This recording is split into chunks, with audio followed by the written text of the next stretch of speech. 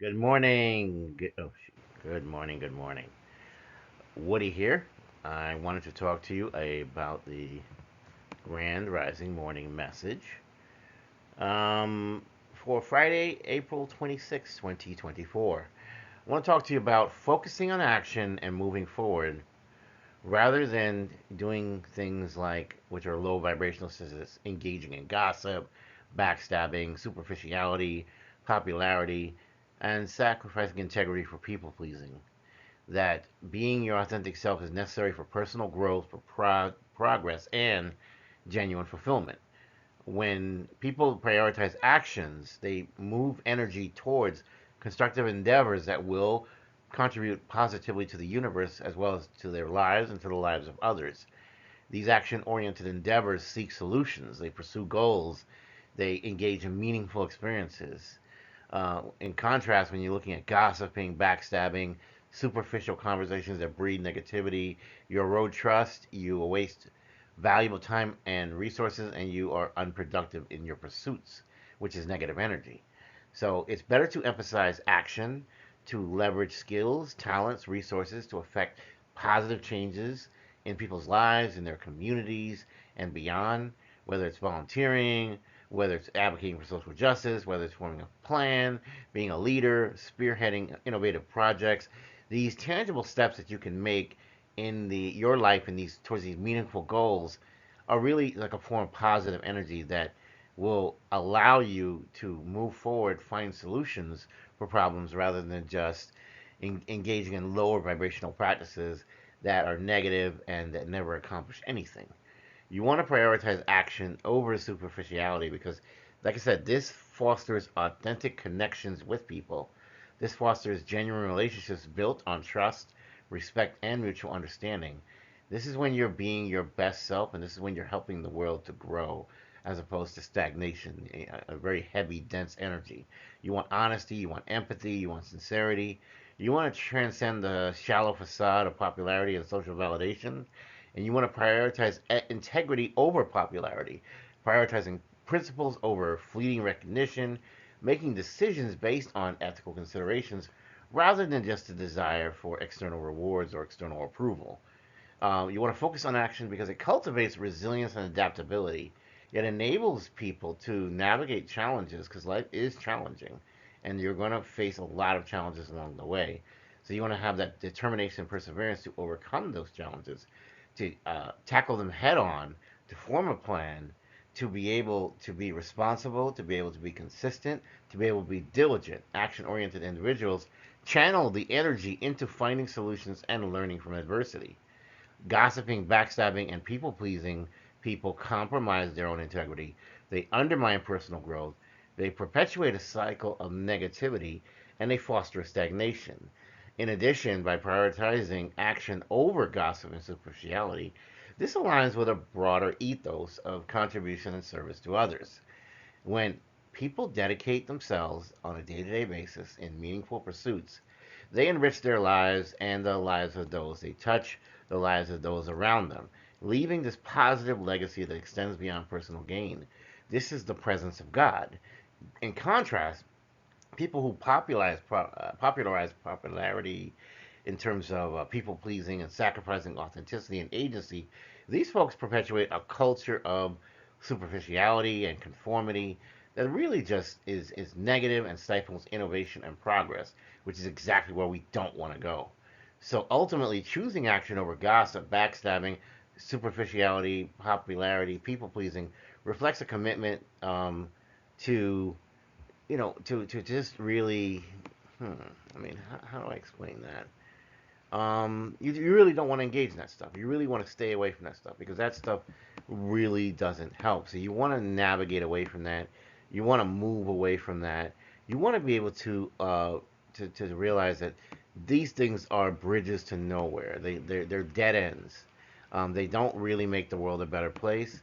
And so when you focus on the positivity, when you focus on the authenticity, I'm really tongue tied today, when you focus on constructive endeavors and making meaningful relationships rather than just shallow ones, you can make a lasting impact in the world. You can emulate God. You can be in your purpose. what you're put here on this planet to do. You're not just a person who's existing. You are a soul with a purpose, and your purpose is to uplift everyone around you and to help shape destinies and contribute to the world as a whole. That when you leave this place, you leave behind a legacy of inspiration and a possibility for future generations to come. So, in this sense, it's helpful to kind of look back to our forebears, right? To look to the wisdom of our ancestors. And we want to invoke that divine guidance of God when we are making the right decisions.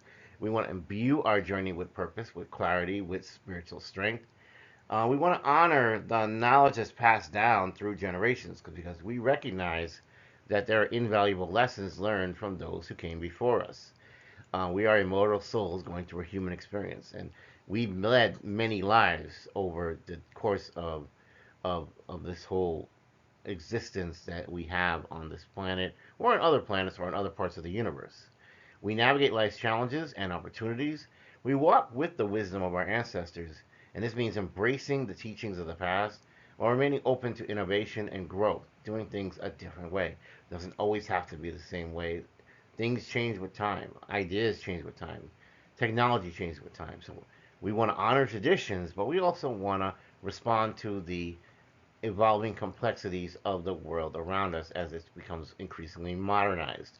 We want to gain a deep understanding of ourselves, of our communities, of our interconnectedness, particularly through all living beings. We want to call on the Most High God, Source, Spirit, our Creator, to bring forth our wishes and dreams in an act of faith, humility, and surrender. In other words, you have to realize that there are just sometimes you cannot manipulate the outcome. You need to trust in God. You need to be doing what you need to be doing in a positive way that reflects your spiritual beliefs, that reflects your faith in the Most High God. And you can cultivate a profound connection with the sacred and invite God's blessings into your lives, as well as my life, right? Seeking divine guidance, we all align our destinations, our desires, our purposes, our aspirations as we really stumble onto the reason that we exist in the first place. Our wishes and dreams are not merely personal ambitions, but are intricately woven into the tapestry of God's divine plan. Believe it when I say that you came here to earth with a purpose. You didn't incarnate just for nothing. It's not a random act. There are infinite possibilities, and God is constantly shaping things all around us. God is powerful and can make many things appear out of nowhere. That's what miracles is all about. And so you have to believe, you have to understand that this is a journey of self discovery, this is a journey of transformation, this is a journey of transcendence. That through love, faith, and devotion, you're going to receive that greater fulfillment. You're going to come into your purpose. You're going to have that spiritual enlightenment, and you're going to be able to make wonders around the world as you have the wisdom to discern God's will and the courage to follow our heart's true desires.